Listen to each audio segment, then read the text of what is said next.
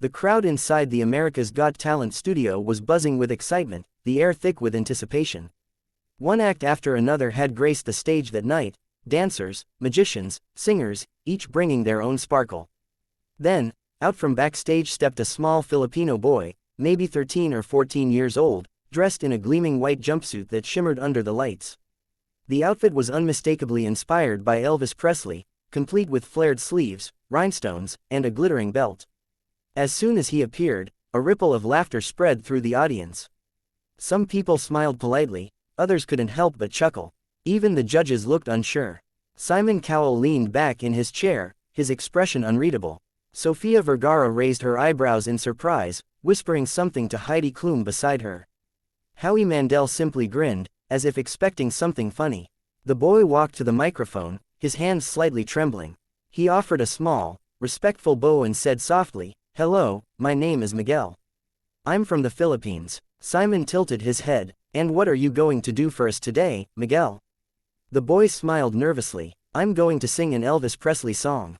That sentence caused another ripple of murmurs and laughter across the hall. Some people in the audience whispered, "Elvis? Really?" Others giggled. To them, it seemed almost silly, a small Filipino kid in an Elvis costume, trying to impersonate one of the greatest singers of all time. But Miguel didn't seem shaken. He simply nodded, looked down, and whispered something under his breath, maybe a prayer. Then, he closed his eyes as the lights dimmed. The crowd quieted. The band prepared. What began as amusement was about to turn into something unforgettable. The first soft strum of the guitar filled the air. The familiar melody of "Can't Help Falling in Love" drifted across the stage. Miguel took one last deep breath, raised the microphone, and began to sing. The moment his voice touched the air, the entire theater froze. The laughter that had filled the room seconds ago vanished. His voice wasn't that of a nervous child, it was powerful, smooth, and filled with a soulful tone that sounded hauntingly close to Elvis Presley himself. Every word he sang carried emotion, depth, and maturity beyond his years. The softness of his voice, the way he held the notes, it was pure magic. Simon Cowell's expression changed instantly. His arms, once folded across his chest, slowly dropped. His eyes widened as he leaned closer to the desk, staring intently at the stage. Sofia placed her hand over her heart, whispering, "Oh my God." Heidi's eyes shimmered with emotion. The camera zoomed in on the crowd, mouths open, eyes wide, and phones rising to capture the moment. Some audience members were already tearing up. The transformation from laughter to awe was instant, complete, and breathtaking. Miguel didn't move much, he didn't need to. His voice did everything. Every note soared with passion. He sang like someone who had lived through every lyric. When he reached the chorus, the entire audience began to sway. A few people even stood up mid-performance. His final line, "Take my hand, take my whole life too," was delivered with such sincerity that it sent chills through the room. When the music faded, the silence that followed was deafening. And then, like thunder, applause erupted from every corner. The crowd was on their feet, roaring, cheering, screaming his name. The boy who was once laughed at had just made everyone believe. Miguel stood on stage, breathing heavily, tears glistening in his eyes.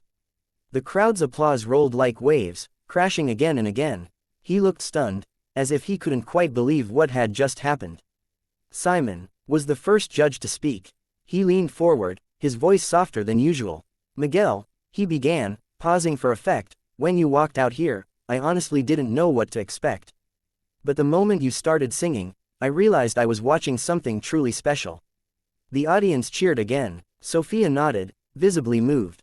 "You brought Elvis back for a few minutes," she said, smiling warmly. "That was magic." Howie added, "You reminded us not to judge by appearances. You came out here, and you shocked the world." Miguel could barely hold back his tears.